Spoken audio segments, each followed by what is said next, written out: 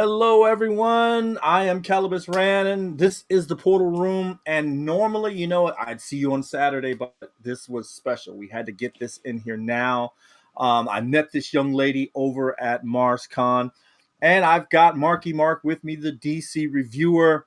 Welcome to the Portal Room, Brittney. Welcome to the Portal Room. Hello. So, how are you doing today? Pretty good. All right. So, I'm at MarsCon, which I never thought that I would actually get to go to MarsCon because of the things that were happening. I was building a lightsaber at the time, and then I rushed over after to go in there. And then as I go into the dealer's room, I see Jennifer. We talk, and she tells me about you and what you do. So, tell me about your store. Not too long ago, I got diagnosed with ADHD, and it kind of made me realize how my store is. It's a bunch of random stuff that I make. So everything in my Etsy is handmade because that's how it was back in the day. Now they don't really care, but that's a different story. So I've either made it, designed it, 3D printed it, whatever, hand pressed it. It started actually with my name came from I had made in college a dinosaur jacket. I took a hoodie and I sewed eyes and teeth and spikes. And then I had a college professor that was like, "Hey, can you make these for my kids?" And then after I got out of college, I was looking for a job and I was like, I can throw these on Etsy and probably make a little money. So I started selling the dinosaur jackets. That's where the name came from, Brittney Dinosaur. Plus, dinosaurs are great. Like I got into my first Tidewater. That's where the shadow box started because there's not enough Skyrim merch in the world, and I was like, let's put the Skyrim map in a box and then throw the logo on it. And then I was like, other people would like this, so I started making other ones to sell at Tidewater. That one, I love it. Um, and then it's kind of snowballed for there. And then like I started doing the Yeah, it's cups, and then 3D printing, and I do shirts.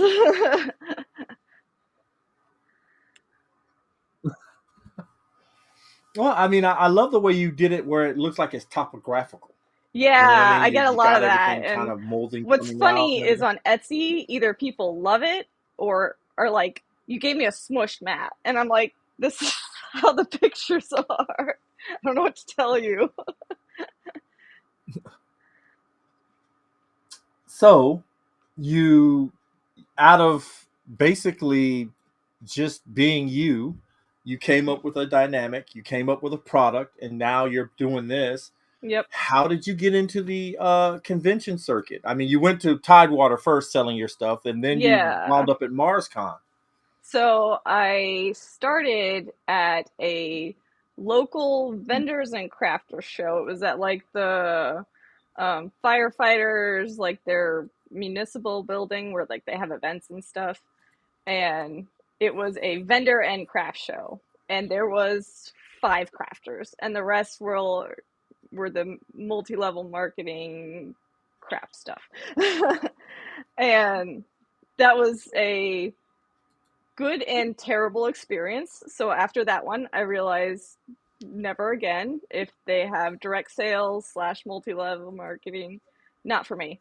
Um, and then I had gone to Tidewater when it was the very first one in a hotel, and then the second one was actually right before our wedding, which was funny. And then I think I got into like the third one and just I did comic book letters back then. I'd collage them on letters. I got really sick of that one, so I stopped doing that one. Because that one was hard to bring to shows, because it's like, oh, you have an S that I like, but it's only got Superman on it, and I hate Superman. It's like, well, I'm sorry. That was like the same with the dinosaur jackets. It was like, well, I need a 3T in green. It's like, okay, you can order it, but people don't want to order things to get later at a convention. Yeah. It's right now. I need it right now. Yeah, I think Superman's overrated. I'm more of a Marvel girl, so. No, no. That's Marky Mark's bread and butter. Right? He It's my loves that favorite. Superman. I love Superman. So. But But keep so going. I just started finding more conventions to do, and I actually went to MarsCon when it was in Williamsburg, and we started out in the Artist Alley because that's where I usually start at a con I don't know about. Um, and then that was when, so at that hotel in Williamsburg, it was literally in a hallway that you couldn't lock it up. So we had to like take everything down, put it under the table to go, go to bed. Yeah. And so also at that one, they were like, you can sign up right now on the last day. Like, well, while we're closing up, sign up for the next one. So I was like, we're going to vendor's room because we made enough. We'll pay for a vendor's table. And then it moved here, and it's actually 5 minutes from my house. So it's perfect. Well, yeah, I mean, again, I normally don't. I really don't really go to MarsCon, but it was really nice. The people were Yeah. nice. The staff were nice. You know what I mean? I thought The it was, only complaint I had is not enough D&D. It's too much Pathfinder. yeah. I have to say that was kind of one of my things too, because when I look around, that's the first thing. I don't know what it is about having your dice, and when you go to conventions, that's the first thing I do. Yeah. I'm like, ooh, and you see a set, and you're like, I know I've got 20 million of them, but I just need that set. I need that set. I like the colors. I like the way it shines. Yep. You know. Well, that's Um. why with especially MarsCon, I sell a lot more dice bags and stuff, which is actually what I started making the dice bags for was MarsCon because I'm like, cool, tabletop, we need dice. So I grabbed one to show. This is one of the Oh ones I yes. kept. Oh wow. I call these the Soot Sprite cats because they look like the Studio Ghibli Soot Sprites. But so there's 8 to 6 pockets, and each pocket holds a full set of dice, and there's a big spot in the middle, and I sew a base on the bottom so they sit nicely, and that was a whole the learning experience with sewing because I learned buttonholes for the first time. And then since I'm in the vendor's room at MarsCon, I can sell things I don't make, which is how I did the dice. So it's like buy dice and dice bag, get a discount, and that So helps. are you 3D printing the dice, or No, I just get the dice in you bulk. just get the dice? Because I was gonna Yeah. say like he was talking about his dice. I've got my dice right here. Yeah. Oh yeah, I have 3 of those bags full. Okay, so yeah, I was just wondering if you printed the dice as well, but No, yeah. I did try making dice from resin one time, and it failed. And I was like, I don't want that on me, especially if they roll bad. Yeah. But the bags are beautiful. Thank you. When you make those bags, can you like somebody request a specific design to put on a bag? Or I know you said that you try to have stuff when you go to a show, but if they went to your store, would they be able to request what, like Superman? I Yes. want, Yeah. I would like So Superman. there's, we can do any fabric that's already out there. If you like have a Okay. fabric, um, that makes it easier. But then I started sublimation, which is the cups. So these guys, Oh yeah. so this is printed and then heat pressed on, and then I can do colors, so it's not like one solid thing. Oh wow. So I can actually sublimate onto fabric, and then so I could technically make whatever. Okay. Yeah. Those cups are very nice. Yes. The only problem is right now everyone's doing cups, so they don't sell as well as they were. Oh, okay. But I still love them. They're definitely nice. I mean, I was looking. I love this one. This one just. Yes.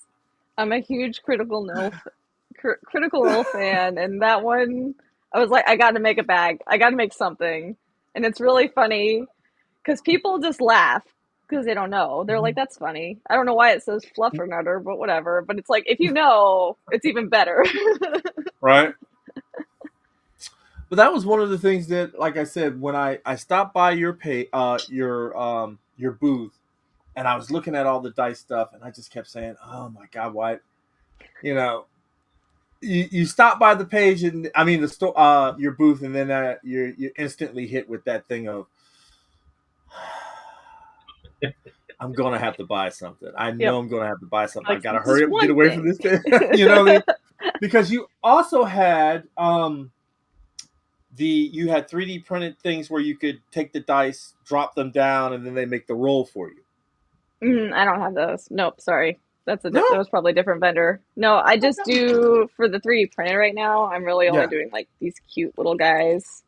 Oh, okay. So, like this is the Ah, dragon. This one's a fox. yeah.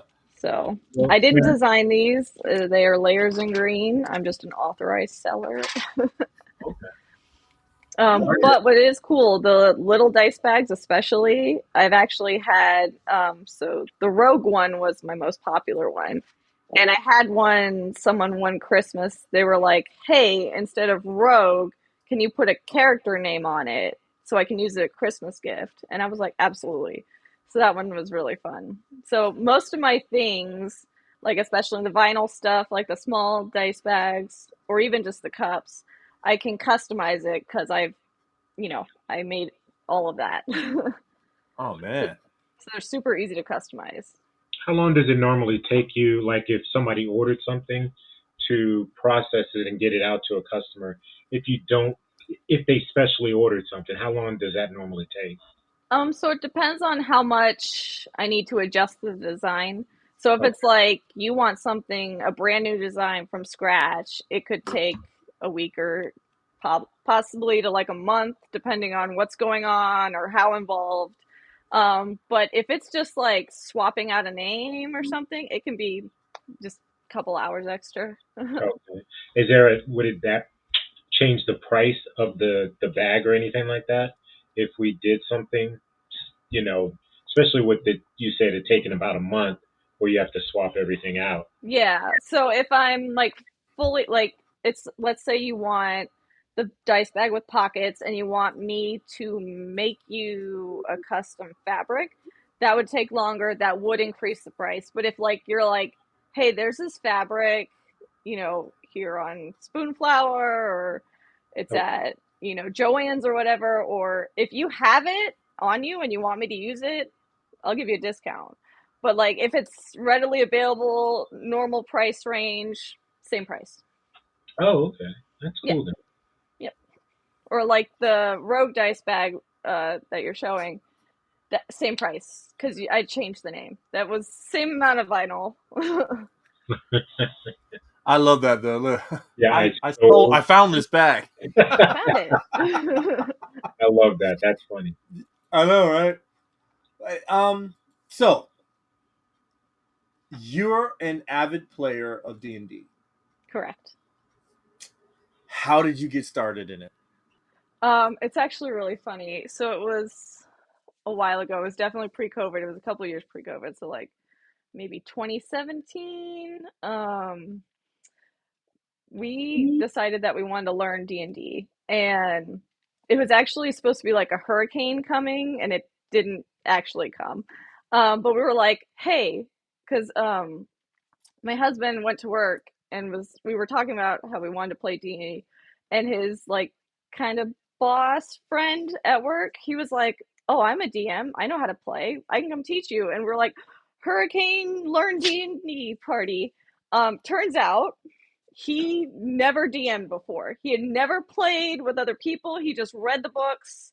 He had a whole world, like a whole town totally fleshed out and like a few games like totally fleshed out. And we didn't know for like a couple years later, he finally told us I'd never done D before. And we were like, could have fooled me.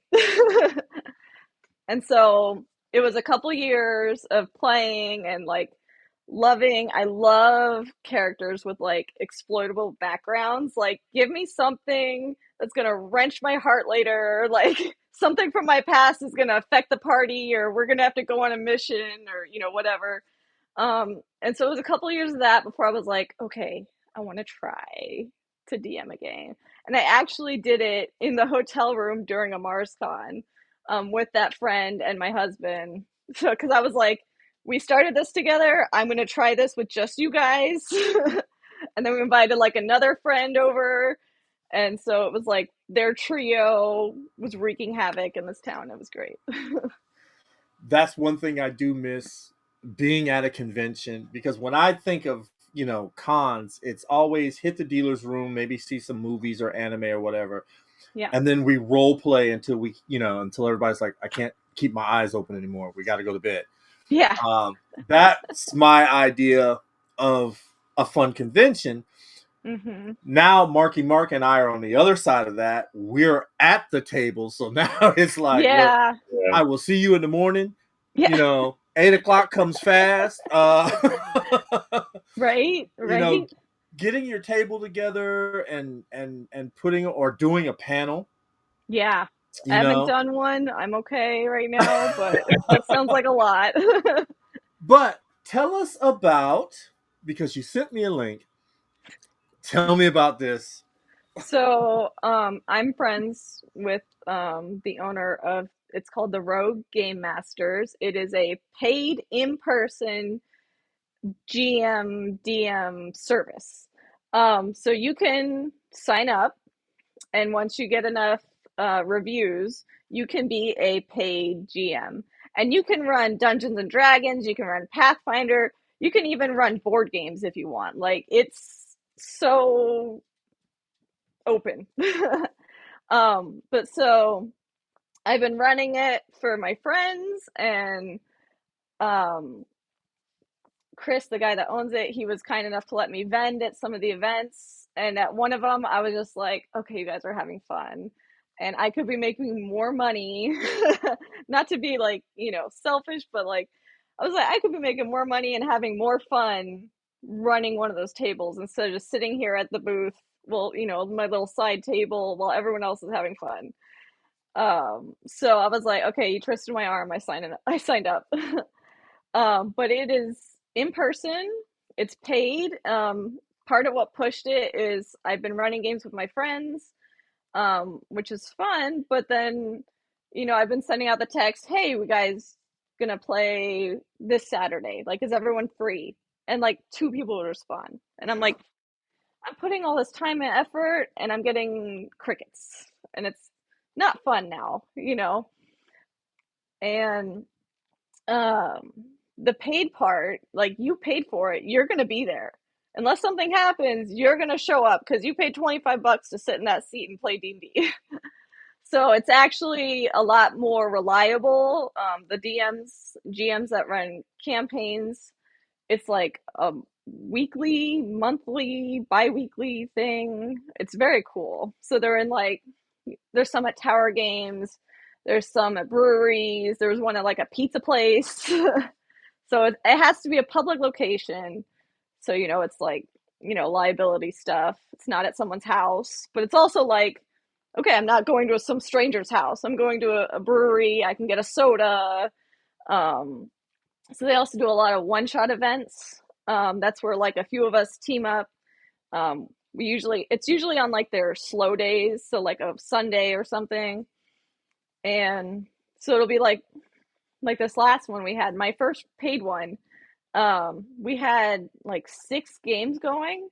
There was like 5 D&Ds, and then like one, I think it was like Dark Shadow or something.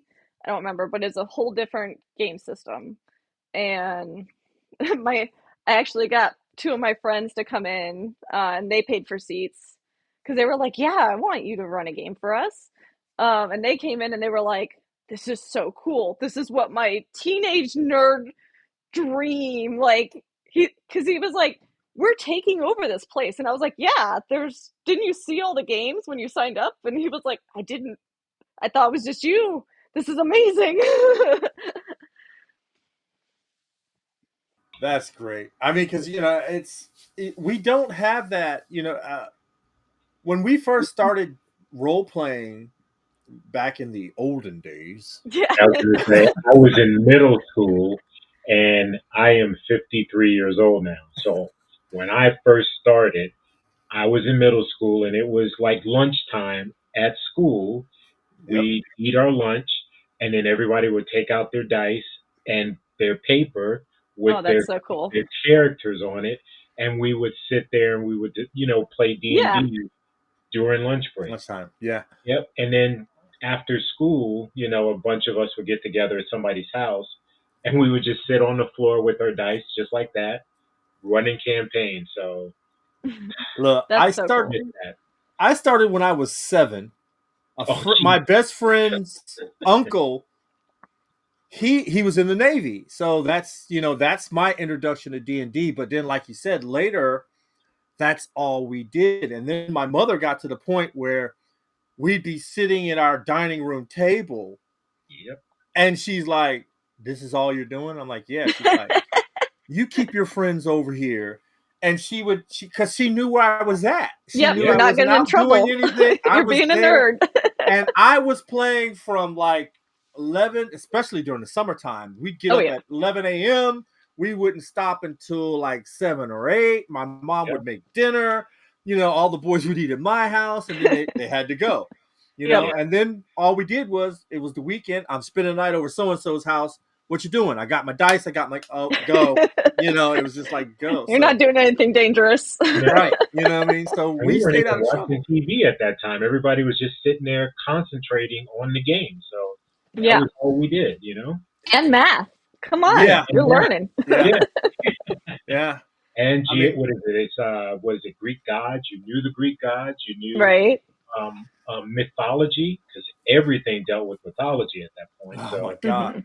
oh yeah, But God, we had it I TM. missed it. Yeah. See, the big bad in my era, the big bad was Tiamat. TMS. Tiamat was the Yeah. biggest, baddest thing in D&D. Yeah. Now, of course, TMS. it's whatever, you know. Whatever is this book.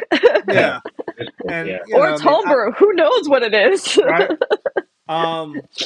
And I think that's kind of one of the things that I really miss. I missed that storyline and everything else. And like I said, we had the game going on, and I kind of was like, man, we threw too much at these guys at one point. Mm-hmm. Now, as a GM, I haven't really GM'd the game in a while, but I sat there and I'm watching my boy do this game, and I'm like, okay, pull it back. You're losing them. Pull it. You know what I mean? The GM comes out of you. You're like, hey, wait. But I think we got a good solid thing that we're trying to do. But I love the fact that you can sign up and find a GM. Yes. Yeah. You know what I mean? So yeah, you can either find a game or you can find a GM. Well, I want you to know that we will be promoting this of you. Thank you. And of course your store, because again, your store is I love the little bags and stuff. I do. Yeah, I like that great. big one because I've been thinking, I'm pretty sure Mark was thinking the same thing. I could put my Batman logos on one of those. And he's probably saying Superman logos on his. Yeah. Because I like the fact, right? Because I got mine in a Crown Royal bag. I mean, Yep. Yeah, I still have mine in the cases that they came in. This isn't even all of them. I still have a drawer full of dice. So, yeah, and I could get one for my son-in-law because he plays D&D. So he has bags of dice as well. Mm-hmm. And I love your cups too. I think that's another thing that I will help promote for you because I thought they were just nice. How long does it take for the cups? I know you said the bags were a week or so, but in general, about how long would the cups take? It's about the same. It depends on how heavy I have to adjust things or if I'm making a brand new design. Okay. But if it's just little tweaks, or most of the cups I have ready to go if you want one of those. So. Look at that. I like that one with the dice on there like that. Oh, yeah.